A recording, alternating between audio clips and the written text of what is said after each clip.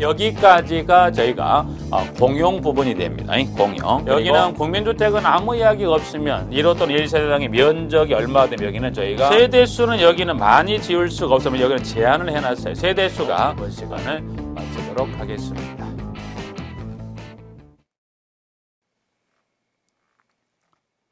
자, 이번 시간 저 4장에 나와 있는 환경관리 내용을 정리해 보도록 하겠습니다. 환경관리는 일단 1절 환경관리 계획에서 정의와 의의는 한번 읽어보시고, 자 2절 자연환경관리에서는 저희가 1번에 청소관리는 한번 가볍게 읽어보시고 한 장을 넘기면 위생관리 관련한 걸 잠깐 정리해보죠. 자, 위생관리다에서 지문에 나와 있는데 환경관리 중에 저희가 위생관리와 관련된 부분에 따른 몇 가지만 하나 간단히 정리한다면, 자, 지문이 02번에 1번에 의, 3번에 살충작업주 관련 나와 있고요. 저희가 3번 소독 횟수 기준 및 신고 등에 관련된 양가로 3번 지문에 제가 이제 공동주택 관련한 부분의 내용을 정리해 보도록 하시죠. 그래서 지문에 저희가 3번. 자, 여기서 3번에 보면 제가 공동주택에 대해서, 그러면 저희가 3번에 공동주택에서 공동주택의 위생관리 관련해서 보시면 공동주택의 소독과 관련해서 두 가지를 좀 기억한다면, 세대수를 뭐라다 그러면 공동주택 소독을 해야 되는 거 세대수가 300세대 이상이다. 그래서 여기 공동주택 소독을 합니다라고 했을 때 세대수는 저희가 300세대 이상의 공동주택은 소독을 합니다. 네. 그러면 언제 하나요? 뭐라고 물었을 때 니은의 시기는 4월부터 저희가 9월까지는 3개월에 1회 이상, 그리고 10월부터 3월까지는 6개월에 1회 이상이다. 그래서 일단 여기는 주기에 따라서 3개월에 1회 이상, 그리고 6개월에 1회 이상이다. 그래서 여기는 3개월, 6개월 따른 그 4월부터 9월, 그래서 4월에서부터 9월이면, 그리고 10월에서부터 이듬해 3월이면 해서 3개월, 6개월에 따른 시기에 소독을 합니다. 그래서 일단 1번에 공동주택, 그 다음에 2번에 기숙사는 4월부터 9월까지 2개월의 1회 이상, 10월부터 3월까지는 3개월의 1회 이상 해서 일단 1번도 1번은 지금 여기 1번은 꼭 해서 여기 이 두 가지 세대수와 그 다음 주기 꼭 기억하시고, 2번에 나와 있는 기숙사 방금 봤던 4월부터 9월까지 2개월의 1회 이상, 10월 3월까지는 3개월의 1회 이상, 그리고 3번에 어린이집 및 유치원, 그 유치원은 양가라가 보니까 50명 어린이집 유치원 양가라가 보면 50명 이상을 수용하는 어린이집 및 유치원만 해당하니까 어린이집이나 유치원의 그 원생의 수가 50명 미만이면 규정은 관계없고 여기는 50명 이상인 경우만 해당이 돼서 4월부터 9월까지 2개월 이상, 10월부터 3월까지는 3개월 이상이다. 그래서 기숙사와 어린이집, 유치원은 똑같습니다. 대상 기준. 그러나 공동주택은 꼭 세대수와 주기별에 따른 기준에서 정리해 놓으시면 되겠고요. 자, 그 다음 4번에 저희가 디귿에 소독업자는 소독 실상을 기록하고 이를 몇 년간 보관한다? 2년간 보관합니다. 그래서 디귿번 나와 있습니다. 부분들 하나 잠깐 정리. 나머지는 그냥 통과하고요. 한 장을 넘기면 저희가 일단은 페이지 나와 있는 부분에 저희가 청소 및 소독과 질병의 건축 관련해서 여기서는 하나 주의할 건 관련 법령 규정에 따라 이게 공동택 소독에 관한 부분에서 하나, 둘 플러스 방금 봤던 대로 유치원과 어린이집, 기숙사 한번 정리해 두시고 그 다음에 이제 소독에 관한 부분에 관해서 관련이 감염병 관련 법령에 따라 이제 별표 규정에 나와 있는 청소, 1번의 청소, 2번의 소독, 3번의 질병 매개 곤충의 방제 관련된 부분과 4의 쥐의 방제, 5의 소독 약품에 사용하는 5가지 중에 그 중에 저희가 지문 2번에는 소독에서 이 소독에 관한 종류에서 소독에 관한 종류는 몇 가지가 있네서 5가지가 있다. 그래서 소독의 종류는 그 5가지 중에 지금 나와 있는 4번에 전기 소독을 가로쳐서 주관식 기입형으로 쓰는 형태를 물었습니다. 그래서 일단은 저희가 소독의 종류는 가번의 소각, 나번의 전기소독, 다번의 끓는물소독, 라번의 약물소독, 마의 일광소독이 있는데 그 5가지 소독에 관한 중에 보면 전기소독을 가로쳐 놓고 주관식 기입형 물었던 부분이고요. 하나 좀 주의할 게 그 5가지 있다는 것 부분하고 나번의 전기소독과 다번의 끓는물소독 관련해서 저희가 그 시간과 온도를 봤을 때 전기나 그래 끓는물 소독의 온도는 저희가 섭씨 100도 이상의 물 또는 전기 속에 넣고서 소독은 전기는 1시간 이상을 끓는 물은 30분 이상을 소독한다. 그래서 나와 다에 있는 전기와 끓는 물 소독 관련해서 온도와 시간, 그래서 공이 양쪽 전기 소독, 전기하고 끓는 물 소독 공이다.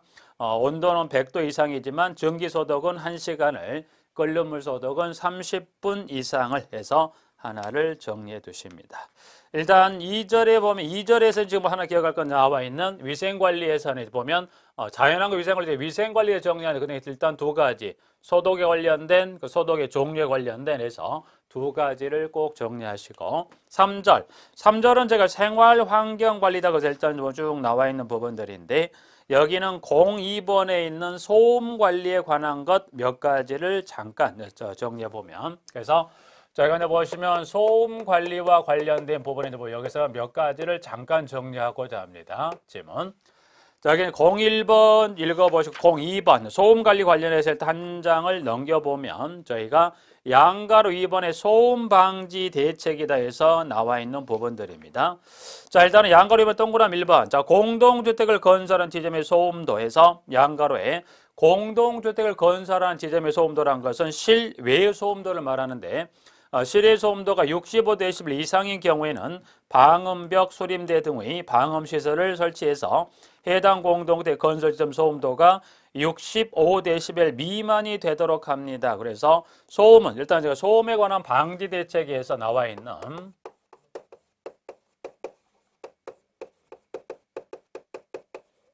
지금 여기는 실외 소음도입니다. 그래서 실외 소음도는 이제 보시면 65dB 이상이면 65dB 이상이면 여기 데시벨이 65dB 이상이면 해서 65dB 이상이면 해서 방음벽, 수림대 등을 설치해서 그 소음의 수치가 얼마? 65dB 미만이 되도록 하세요. 네, 나와 있고요. 자, 3번째 지문 중간에 공동주택이 도시지역에서 도시지역이라는 데 보면 면적을 제한해 놨어요. 그래서 도시지역 양가로 가보면 주택단지 면적이 30만 제곱미터 미만인 경우로 한정한다. 그래서 주택단지 면적이 30만 제곱미터 미만인 경우로 한정한다 해서 도시지역 또는 여기는 특별시장, 광역시장 또는 시장 군수가 지정한 교통, 소음, 진동 규제지역에 건축되는 경우로서, 그래서 여기서는 말하는 2가지 항제 보면 저희가 실내 소음도를 정리해야 되는데요. 자, 이 실내 소음도 관련된 부분 공동주택이 건축되는 건데 2가지 경우에 따라 건축됐다. 그래서 저희가 도시지역인 양가로 저희가 30만 제곱미터 미만인 경우하고 저희가 교통, 소음, 진동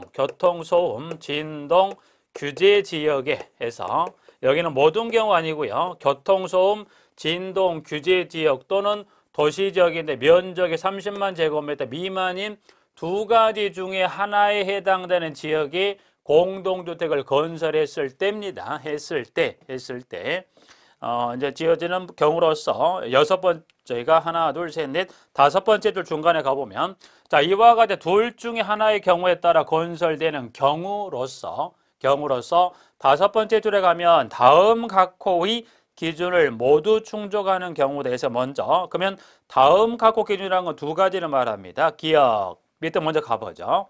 세대 안에 설치된 모든 창호를 닫은 상태에서 거실에 측정한 소음도, 즉 이 소음도를 양가로의 실내 소음도다. 그래서 실내 소음도가 몇 데시벨 이하더라? 실내 소음도가 45데시벨 이하일 것. 그리고 니은 공동체 세대 안에 저희가 이 환기 설비를 갖췄다는 해서 실내 소음도가 45데시벨 이하이고 이 환기 설비를 갖춘 이 두 가지 중에 어느 하나에 해당 공동주택이라면 어떤 저희가 규정을 적용하지 않겠더라. 그 경우라면 그 모든 다음 기준을 모두 충족하는 경우는 그 공동주택의 6층 이상인 부분에 대해서는 실외소음도 규정을 적용하지 않는다고 그랬습니다. 이거는 이렇게 보시면 됩니다. 이렇게 앉혀보죠. 자, 이 공동주택을 건축했는데 도시지역의 30만 제곱미터 미만으로 건축했거나 교통, 소음, 진동 규제 지역에 건축됐어요. 근데 그 공동주택의 층수가 몇 층이냐면 지금 여기 인위적으로 여기를 6층이라고 했을 때 6층 이상인 이 공동주택의 세대 내 실내 소음도를 측정했어요. 그러면 이 실내 소음도를 측정하는데 얼마가 나왔다? 45데시벨인데 이 45데시벨이라는 수치는 어떤 환경하에 측정했냐면 이거는 6층 이상 공동주택의 문이란 문헌에서 개구부를 모두 닫은다고 그랬어요. 그래서 6층 이상인 공동주택에 대해서는 문이나 문을 모두 닫은 상태에서 측정했다. 그래서 이때 측정한 요거를 저희가 실내 소음도죠. 그래서 실내 소음도를 측정했다는 것은 6층 이상인 공동주택의 문이나 문은 모두 닫은 상태에 측정을 했는데 그때 데시벨이 얼마더라? 45데시벨 이하이면서 플러스 환기 설비를 갖췄다면 이 6층 이상의 부분에 대해서는 무슨 규정을 적용해야 된다는 거예요? 6층 이상에 대해서는 지금 보시면 여기는 실외 소음도를 적용한다 한다? 적용하지. 왜냐하면 여기는 문이란 문을 모두 닫아버린 상태다 보니까 6층 이상의 부분에 대해서는 실외 소음도를 적용할 의미가 없다는 거예요. 그래서 여기는 6층 이상이면 실외 소음도 규정은 즉 65데시벨에 관한 규정치는 적용한다 한다? 적용하지 않겠다는 겁니다. 부분들이. 그래서 일단은 1번 나와 있고요. 부분 봐두시고 소음원과 그 피해 관련한 부분에서 1번부터 쭉 해서 2번 나와 있는 거 잠깐 정리하시고 4번에 3번 잠깐 내용을 정리해보죠. 양가래 우측에 보면 양가로 4번에 보면 저희가 소음 관리 방안에 가시면 1번에 기역번에 A번 가보죠. 자, 공동택 각 세대 간의 경계벽 및 공동택과 주택 외 시설 간의 경계벽은 내와 구조. 그래서 여기는 경계벽의 두께. 그래서 여기 뭐 그 중에 여기는 보면 경계벽은 경계벽의 여기 이 경계벽의 저희가 두께입니다.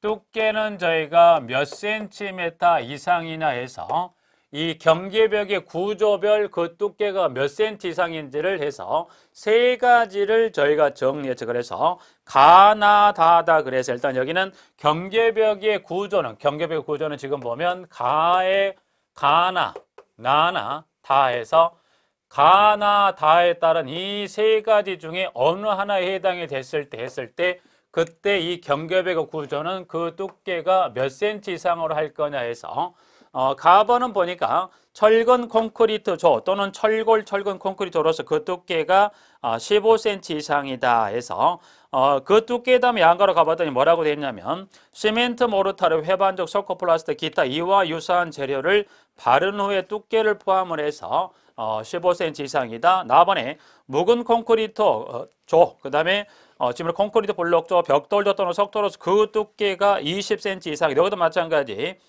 일정의 그 재료를 바른 후에 두께를 포함해서 몇 cm? 20cm 이상이다라고 되어 있습니다. 그래서 여기 지금 가나에 이제 보시면 가에 15cm 이상 그리고 여기 나번에 20cm 이상인데 여기 20하고 15cm 이상에 여기는 2cm, 15, 20에는 뭐를 포함한 두께를 어떤 두께를 포함해서 15 또는 20cm 이상이 될 때는 마감면의 두께입니다. 여기는 마감면의 두께를 포함했다, 제외했다. 마감했다면 그 마감면의 두께를 저희가 포함을 해서 15cm 이상 또는 20cm 이상입니다라는 거예요. 그래서 여기에는 보면 요 이야기 이겁니다. 예를 들어 이게 철근 콘크리트조로 마감이 됐어요. 그러면 철근 콘크리트로 마감이 됐다면 이 철근 콘크리트로 마감했다면 실내 측에는 미장을 합니다. 그러면 예를 들어서 미장을 했다. 뭐 재료는 여러 가지를 쓸 수 있는 거 예를 들어 미장을 했다고 합니다. 라면 이 마감했던 이 마감면의 두께. 그래서 여기서 말하는 두께란 건 이 마감을 한 이 두께까지를 포함해서 몇 센치다. 이 마감을 두께를 포함한다는 얘기는 이 의미가 됩니다. 그래서 일단 여기는 미장을 했던 열정의 재료를 가지고 썼던 거니 어떤 재료를 썼던 이 마감한 두께가 포함을 해서 몇 센치? 15하고 20cm 이상이란 것에서 질문 답안은 조립식 주택 부재인 콘크리트 판입니다. 두께가 몇 cm? 12cm 이상입니다. 그래서 가나 다에 따라서 그 각 구조별 따른 센티미터에 따라 연결을 해서 기억을 하시고요. 그래서 여기는 지금 답안은 저희가 12cm 이상입니다. 그런데 그 중에 가와 나에 해당되는 지문에 따른 것은 여기는 마감면의 두께를 포함했다는 거예요. 15, 20은 마감면 두께를 포함했다는 구조별 센티미터 기억하시고 그 중에 특히 한 번 더 들어갈 것은 가와 나에 해당되는 것은 그 지문에 나와 있는 마감면의 두께를 포함 15, 20cm 이상이란 지문 하나까지를 정리를 해 놓으시면 되겠습니다. 부분들. 일단 A번 하나 정리하고요. B번. A의 규정에 경계벽은 이를 지붕 또는 바로 위층 바닥판까지 닿게 하며 소리를 차단하는데 차단하는데 장애가 되는 부분이 없도록 설치한다. 그 다음 C. 공동주택의 3층 이상인 층의 발코니에 세대 간 경계벽을 설치하는 경우에는 A, B 호의 규정에도 불구하고 화재 등의 경우에 피난 용도로 사용할 수 있는 피난구를 경계벽에 설치하거나 경계벽의 구조를 파괴하기 쉬운 경량 구조 등으로 할 수 있다. 다만 경계벽에 창고, 기타 이와 유사한 시설을 설치하는 경우에는 그러하지 않습니다. 해서 A, B, C 정도에서 세 개를 정리하는데 그중에 특히 A번에 따른 구조별의 센티미터 두께 꼭 기억을 하나 해두십니다. 자, 한 장을 넘기면 대피 공간 간단하게만 잠깐 보세요. 대피 공간.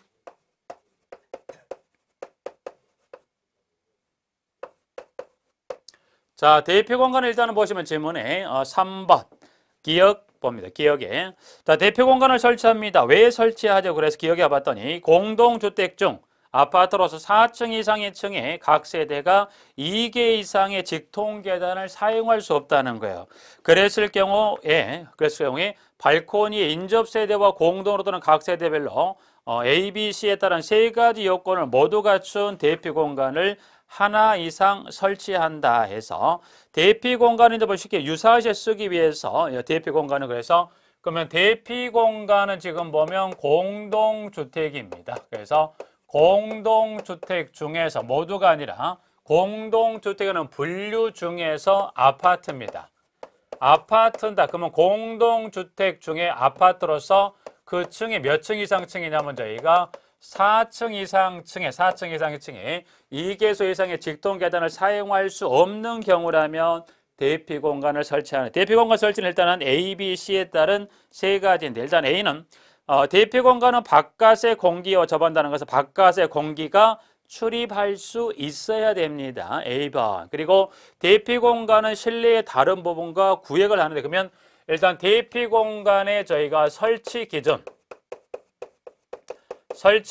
일단은 세 가지가 있습니다만 그 세 가지 중에 지문 1번은 당연히 대피 공간을 대표하는데 공기가 없으면 위험하다 보니 공기가 접할 것. 첫 번째. 두 번째는 뭐예요? 이 대피 공간을 구획한 여기는 여기는 저희가 방화 구획입니다. 방화 구획이란 건 불을 견디는 게 아니라 불을 견디어낼 수 있는 거 일정 시간만 불을 막을 수 있는 구조다. 그래서 여기는 내화 구획 여기는 방화입니다. 일정 시간만 불을 막아주면 그 시간이 넘어가게 되면 여기도 화재에 노출이 돼서 위험하더라. 그래서 방화 구획. 그 다음에 대피 공간의 저희가 바닥 면적입니다. 그래서 대피 공간의 바닥 면적은 저희가 두 가지에서 대피 공간의 바닥 면적은 해서 두 가지인데 인접 세대와 공동이냐 아니면 세대 개별에 따라서 바닥 면적 기준이 다르는데 인접 세대와 공동으로 합니다. 그리고 단독으로 합니다. 해서 3과 2에 따른 기준치입니다. 그래서 일단 B번에 대피 공간은 실내의 다른 부분과 방화 구획으로 구획할 것. C. 대피 공간의 바닥 면적은 인접 세대와 공동으로 사용하는 경우에는 3제곱미터 이상, 세대별로 설치하는 경우에는 2제곱미터 이상일 것에서 대피 공간 설치에 관련된 기역의 기준과 관련 A, B, C에 따른 내용 정리했고, 그러면 대피 공간은 꼭 설치하냐? 아니면 대피 공간은 이거는 꼭 설치하지를 않습니다. 않는다는 건 지금 살펴보게 될 세 가지 중, 이 세 가지 중에 하나에 해당되는 어떤 시설 또는 장치에 따르면 그때는 이걸로서 대피 공간의 역할을 수행하다 보니까 그때는 꼭 설치할 필요가 있다? 없다는 겁니다. 그러면 어떤 시설 등이 설치가 됐다면 대피 공간의 역할을 대신할 수 있냐. 그래서 니은 기역에도 불구하고 아파트의 4층 이상인 층에서 발코니의 인접 세대와 경계벽이 파괴하기 쉬운 경량 구조 등인 경우, 그리고 두 번째 경계벽에 피난구를 설치한 경우, 세 번째 발코니 바닥에 국토교통부로 정하는 하향식 피난구를 설치한 경우에는 대피 공간을 설치하지 아니할 수 있다. 그래서 여기는 세 가지 중에 지금 여기 보면 하향식입니다. 그래서 여기는 세 가지 중에서 나와 있는 하향식 피난구, 이것만 잠깐 보죠.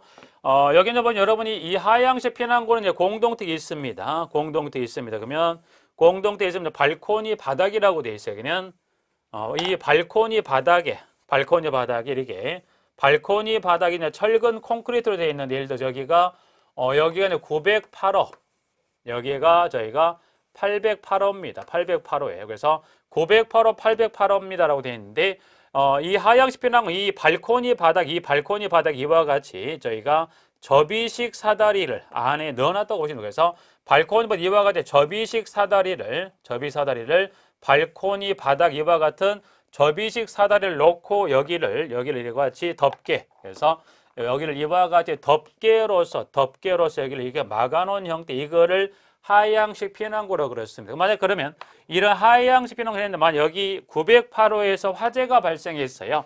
908호에서 화재가 발생했다면 어떻게 돼요?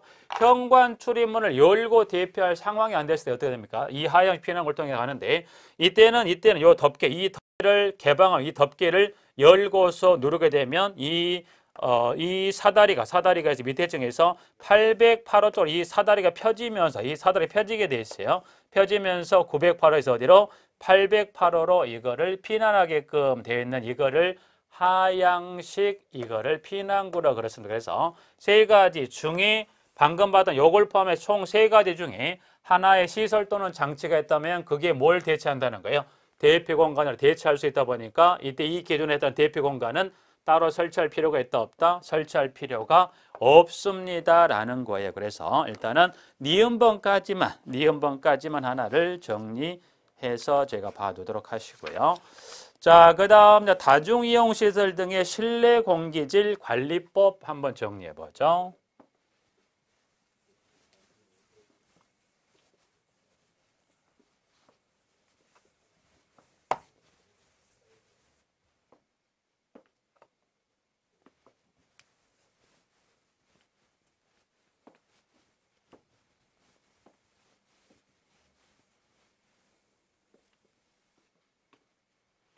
자, 지문 3번에 다중이용시설 등의 실내 공기질 관리법이다. 그래서 다중이용시설 등의 저희가 실내 공기질,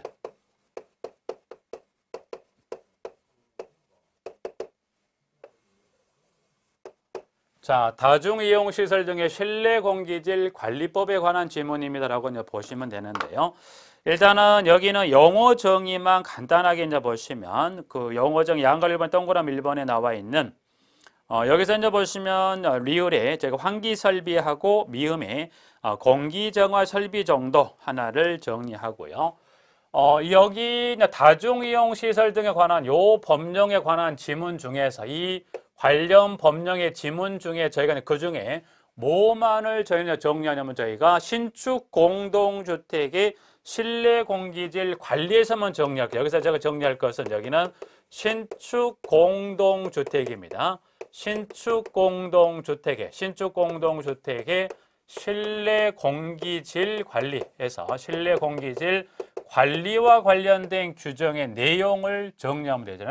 저희가 다중이용 시설은 저희는 배치 규정도 해당은 없을 뿐더러 저희는 그 부분까지 정리하고 교재도 마찬가지예요. 그 부분은 빼버렸고 이 관리에 관한 법 중에서 신축 공동주택의 실내 공기질 관리에 관한 그 규정에 대해서만 몇 가지를 꼭 정리하세요. 그래서 일단은 첫 번째 그 실내 공기질 측정 대상. 그러면 이 실내 공기질 이제 관리에 관련해서 그러면 대상은 공동주택 중에 최소 이 규모에 해당하는 공동주택 실내 공기질을 측정을 합니다. 그래서 지문 저희가 2번 실내 공기질 측정 대상 공동주택 이제 보시면 여기서 이제 하나 주의하실 것은 대상은 세대수가 저희가 100세대 이상입니다. 100세대 이상의 100세대 이상의 신축 공동주택은 실내 공기질을 측정합니다. 그러면 그 실내 공기질 측정 대상은 지금 보면 아파트, 그리고 연립주택, 그리고 하나가 들어갑니다. 여기는 기숙사가 들어갑니다. 기숙사. 그래서 주의하실 건 이 대상에 관한 중에 뭐는 들어가면 안 된다? 여기는 다세대 주택은 실내 공기질 측정 기준에 들어가지를 않습니다. 그래서 일단 세대수는 100세대 이상이고요. 대상 공동주택 기준 하게 되면 네 가지가 아니라 다세대 주택에 빠진 아파트, 연립주택, 기숙사가 들어갑니다. 해서 하나를 일단 대상. 자, 대상 2번 보고요. 3번은 측정 및 그 결과의 공고 등이다. 그래서 측정 결과는 나와 있는 부분들이 일단 기억에 측정 결과를 제출하거나 공고. 그래서 이 측정 결과를 제출하고 그다음에 측정 결과를 제출하고 공고도 합니다라고 돼 있어요. 그러면 저희가 지문은 제출, 기억, 실내 공기질 측정 결과는 일정 서류 작성을 해 주민 입주 여기는 저희가 3일이 아니라 이 3일이라는 수치가 7로 개정이 됐습니다. 그래서 제출은 7일 전까지 7일입니다. 여기 이제 개정이 된 부분이니까 일단 한번 수정 하나 해 놓으시고요. 제출은 입주 7일 전까지 특별자치도지사, 시장, 군수구청장에 제출하고 자 공고는 밑에 가보면 A. 공동주택관리사무소 입구 게시판 B. 공동주택의 출입문 게시판에서 A 또는 B에 공고합니다. 공고하는 것도 이제 보시면 3일 전부터 60일 여기는 7일 전부터 60일이다. 그래서 7일 전부터 60일이다. 그래서 60은 변동이 없이 똑같습니다만 지금 나와 있는 제출에 관한 시점과 공고에 관한 시점에서 0233이 얼마로 바뀌었냐면 332 233이 77로 바뀌었기 때문에 요거 하나만 잠깐 수정해 두시고요. 요거는 차후 심화 과정의 유인물로 한번 정리를 쭉 해드릴 걸 말씀드리고 60일 전까지 A, B의 장소에 저희가 공고합니다. 니은 받으시고 측정 방법은 측정 개소. 자, 제출 공고하고 제가 측정 개소. 그러면 측정 일단 이 실내 공기질을 제출하고 공고하려면 일단 먼저 실내 공기질 신축 공동택에서 측정을 하는데 측정 개소. 방법 또는 이제 측정 개소입니다. 자, 측정 개소는 어떻게 실내 공기질을 측정할 거냐. 그래서 일단은 지문에 기억반 신축 공동택의 시공자 실내 공기질 측정하는 경우는 실내 공기질 공점 시험 방법에 따라서 100세대입니다. 그러면 측정 개소는 공동주택 세대수가 100세대. 100세대의 공동주택의 경우라면 측정을 몇 개에서의 측정을 해 실내 공기질 측정할 거예요. 그래서 일단은 100세대면 3개입니다. 3개의 측정 장소. 그래서 100세대는 3개의 측정 장소에서 실내 공기질을 측정을 해서 7일 전까지 제출하고 공고는 7일 전부터 60일간 공고하게 돼 있다. 그래서 그러면 세대수가 100세대만 아니에요. 100세대가 이상이 되는 경우도 있다. 그러면 이어지는 동그라미 니은번에 100세대를 초과하는 경우 3개의 측정 장소에 초과하는 100세대마다 1개의 측정 장소를 추가해서 실내 공기질을 추가합니다. 그래서 이때는 초과하는 것은 저희가 100세대마다 합니다. 그래서 초과는 기본 100세대의 3개의 측정 장소에 측정을 합니다만은 세대수가 100세대를 초과한다면 초과하는 몇 세대마다 100세대마다 측정 개소는 저희가 몇 개를 추가합니까? 1개의 측정 장소를 더해서 실내 공기질을 측정합니다. 그래서 측정 개소는 1번 100세대의 경우라면 3개의 측정 장소에서 그리고 세대수가 100세대를 초과합니다. 2번. 그러면 100세대를 초과하는 것은 초과 몇 세대마다 100세대마다 한 개의 측정 장소를 추가해서 실내 공기질을 측정합니다. 네, 나와 있고요. 자, 그다음 이제 보시면 그러면 여기 이 대상의 제출 공고 개소와 측정 개소가 있는데 그러면 권고 기준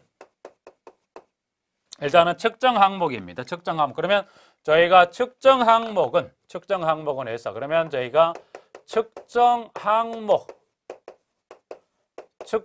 총 저희가 6가지의 측정 항목이 있어요. 이 6가지에 대해서 실내 공기질을 저희가 측정합니다. 그래서 총 6가지의 실내공기 측정 항목에 따른 플러스 여러분이 측정 항목 하나, 둘, 셋, 넷, 다섯, 6가지에서 6가지 측정 항목별에 저희가 보면 이 관련 법령에 따른 권고 기준은 어떻게 됩니까? 그래서 일단은 보면 기억번 하나 예를 들면 그럼 여러분이 측정 항목을 하나 중에 보면 이렇게 폼 알데하이드입니다. 그래서 폼 알데하이드를 주게 되면 권고 기준은 지금 보시면 수치가 기억번에 210입니다.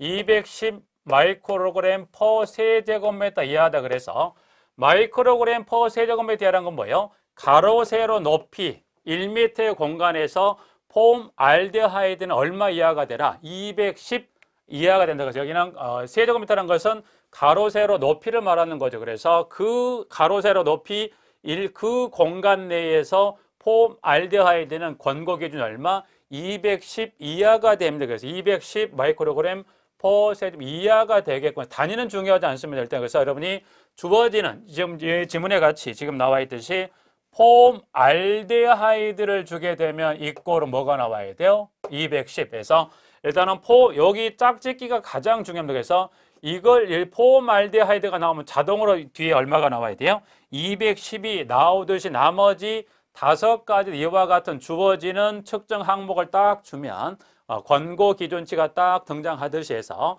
기억 폼 알데하이드 나와 있고요. 그 다음에 벤젠은 30, 톨루엔 1000, 에틸벤젠 360, 스티렌 300, 자일렌 700에서 여기는 권고 기준별에 따른 지문에 쭉 해서 정리를 해 두시면 되겠고요. 나머지 이제 보고 및 검사 관련해 1번부터 6번 저희가 관련 과태료 규정 한번 쭉 한 2가지 정도 읽어 두시면 될 것 같습니다. 그래서 일단 다중이용 여기 지금 제가 정리하고 있는 여기 이 시설에 관한 중에 이 신축 공동주택의 실내 공기질의 관리에 관한 것은 중요도가 매우 높다. 그래서 여기는 첫 번째 대상, 제출, 측정 개소, 측정 항목에서 여러분이 꼭 여기 신축 공기 실내 공기 관리 요 부분 중에서는 꼭 해서 4가지 지문은 정확히 잘 하고 계셔요. 그래서 대상, 제출 공고, 측정 개소, 항목까지 해서 방금 봤던 6가지 측정 항목별 권고 기준까지는 정리를 꼭 하셔야 됩니다. 출제 빈도가 이 환경 관리 가장 출제 빈도가 높은 하나를 꼽으라고 그러면 가장 빈도가 높은 게 신축 공동대 실내 공기질 관리에 관한 이 부분의 빈도가 매우 높습니다. 그래서 그 부분 꼭 정리해 두시고요. 04번의 수질 오염에 관리하게 되면 보면 규정치가 양가로 2번에 동그라미 위생물에 관한 기준의 지문, 2번은 건강상 유해 영향 무기물질, 그 다음에 3번은 건강상 유해 영향 유기물질, 4번은 소독제 및 소독제 부산물질에 관한, 5번은 심미적 영향물질에 관한 총 5가지 6번의 방사능에 관한 기준에 총 6가지 관련한 부분을 쭉 기술 여기는 한번 참조만 하세요. 여기는 지금 저희 시험 이 수질 기준에 관한 것은 지금 수질 기준에 관한 건 저희가 4회 때 딱 한 번 나오고 그때 나오고 안 나왔습니다. 그래서 여기는 출제가 될 수도 있겠지만 여기 출제가 1번부터 6번에 해당되는 그 관련 저희가 보면 용어 예를 들어서 페놀을 하게 되면 0.005냐 그래서 페놀과 이어지는 수치를 짝짓경으로 이거를 물어볼 수 있다는 거예요.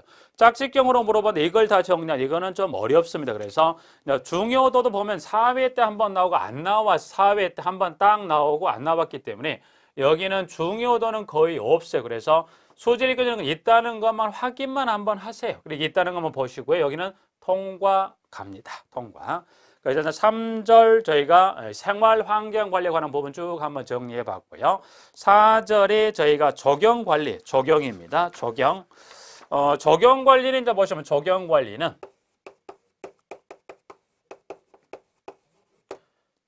관리는 지금 보면 지금 적용 관리는 이제 이 주택법 하위 법령에 있는 그 법령의 규정이 삭제되고 없어져 버렸어요. 그래서 이제 적용 관리를 낸다고 하면 굳이 낸다고 하면 이론상에 있는 지문을 가져다가 낼 수밖에 없는 어려운 점이 있더라고요. 그래서 적용 관리는 관련 이론상에 있는 지문을 내기가 좀 어렵습니다. 그래서 적용 관리 기존에 있던 내용의 몇 가지만 확인 한번 하는 걸로 하죠. 그래서 여기 이제 보시면 지문이 있는데 일단은 1번에 01의 수목 관리에 관한 지문에서 수목의 식재 시기 12회 때 한번 문제를 만들었었던 것 중에 하나가 이제 수목의 식재 시기인데 여기는 일단은 보시면 그중에 선택적으로 몇 개만 정리하자 그랬어요. 저희가 수목의 저희가 식재 시기 나무를 심을 시기를 물어본 거에서 사계절 중에 언제는 심고 언제는 피하라냐 그래서 지문에 양가로 1번에 동그라미 1번에 나무를 심는 시기는 통상 뿌리가 내리기 어려운 여름이나 겨울은 여름 겨울은 사람도 힘들죠. 더우니까 어디에요? 시원한 곳을 그리고 겨울은 추우니까 따뜻한 곳을 마찬가지 이런 여름이나 겨울에 나무를 심게 되면 어떻게 돼요? 그 어린 나무가 나무 이 바닥에 뿌리를 내리기가 힘들더라. 그래서 여름이나 겨울은 피하고요. 봄이나 가을에서 뿌리를 내리기가 용이한 계절인 봄이나 가을에 식재한다. 그래서 여기 식재 시기를 가지고서 한번 물었던 적이 있습니다. 그거 한번 잠깐 봐주시고요. 자, 한 장을 넘겨서 5번의 월동대책. 여기 나왔던 것만 한번 잠깐 몇 가지만 정리하죠. 월동대책. 사람도 겨울이 되기 전에 뭐예요? 겨울 되기 전에 김장도 담고요. 따뜻한 옷도 준비하듯이 마찬가지 나무도 겨울 되면 추우니까 월동을 하기, 겨울을 하기 위해서 준비를 합니다. 그러면 그 월동 대책에는 뭐가 있나요? 봤을 때 일단 여기는 세부적인 메타는 그러면 그 지문의 큰 틀만 정리합니다. 줄기 쌓아주기, 새끼 감기, 집 쌓아주기, 흙 다져주기, 지주목 손질, 뿌리 덮기다 해서 나와 있어요. 뿌리 덮기다. 그래서 여기 전정의 대책에다가 여기 월동 대책에다가 저희가 전정은 월동 대책 들어갑니까? 노예요. 여기 월동은 뭐예요? 뭔가를 쌓아주거나 이거를 쌓는 개념인데 전정은 뭐죠? 전정은 저희가 나무가 잘 자라기 위해서 아니면 나무의 어떤 수영을 잡기 위해서 이걸 나무 가지를 쳐주는 거죠. 월동은 뭔가를 쌓거나 덮어주는 개념인데 전정은 이거를 뭔가 벗겨내는 개념이다. 그래서 월동 대책에 관한 지문 중 하나에다가 전정을 끼워 넣기 위해서 다음 중 월동 대책이 아닌 거를 고르게 한번 물어봤었어요. 그래서 전정은 월동 대책에 들어갑니까? No. 그래서 나머지 한번 쭉 읽어보시고. 자, 그 다음에 고사목입니다. 고사목. 자, 심었던 나무가 죽어버렸다. 그러면 나무가 죽었다면 어떻게 할 거냐. 그래서 여기 지문 6번에 고사목 하게 되면 일단은 제가 4가지 지문입니다. 일단 1번, 2번.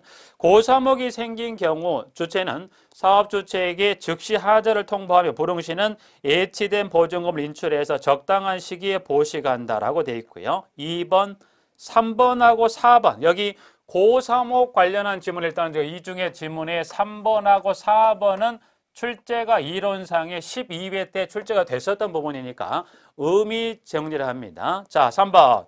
보시기할 나무는 즉 나무가 죽어버렸다. 나무는 누가 심어요? 사업주체가 나무를 심었는데 그 나무가 죽어버렸다면 해서 보시기할 나무는 하자 담보 책임의 고사 죽어버렸거나 원형을 잃은 것이며 새로 보식될 나무는 어떻게 돼요? 기존의 향나무가 죽었다면 새로 심을 나무는 뭘 심어야 돼요? 향나무를 심는다. 그래서 새로 보식될 나무는 고사목과 동등한 동일 수종으로 식재한다. 그래서 동등한 수목들은 동일 수종이라서 향나무가 죽었으면 향나무를 예를 들어 등에 같은 죽은 나무와 같은 종류의 나무를 심어야 됩니다. 그래서 여기 이제 3번에서는 저기 저희가 다른 수종으로 수목한다는 건 안 됩니다. 다른 수종이 아닌 죽어버린 나무와 같은 수종으로 식재한다. 그 다음에 4번. 겨울철이나 여름철에, 겨울이나 여름에 나무가 죽을 수 있죠. 그래서 겨울이나 여름철에 나무가 죽었다면 해서 고사한 나무는 수급자와 함께 수종 및 수량을 파악한 후 지상에서 몇 cm? 이론상 10cm입니다. 10cm 정도에서 고사목을 절단합니다. 그리고 심는 건 언제 합니까? 봄, 가을에 한꺼번에 보식한다. 그래서 겨울이나 여름철에 나무가 죽은 것은 지상에서 그 나무 밑으로부터 해서 지상에서 10cm 정도 잘라내고서 심는 건 언제? 봄이나 가을에 일괄 또는 한꺼번에 보식한다는 거예요. 3, 4번 하나 기억해 두시면 될 것 같습니다. 부분들. 잠복서. 잠복서만 하나 보자. 잠복서.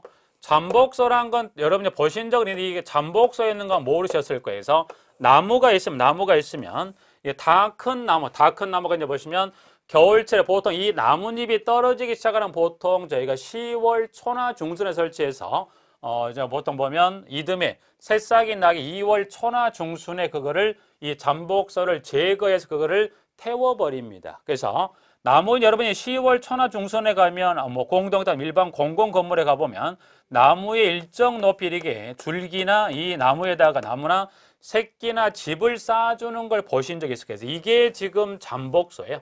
잠복서는 그래서 겨울철에 이제 이를 통해서 이 잎에 붙어 있던 이 해충이나 익충이 잠복서에 와서 겨울을 낳고 겨울을 낳은 그 해충, 익충이 나뭇잎에 다시 가기 전에 그를 제거 소각한다는 게 이제 보면 잠복서 관련 개념에 1번은 왜 설치하는지에서 1번에 잠복서를 설치하는 이유 정리해 놨고요.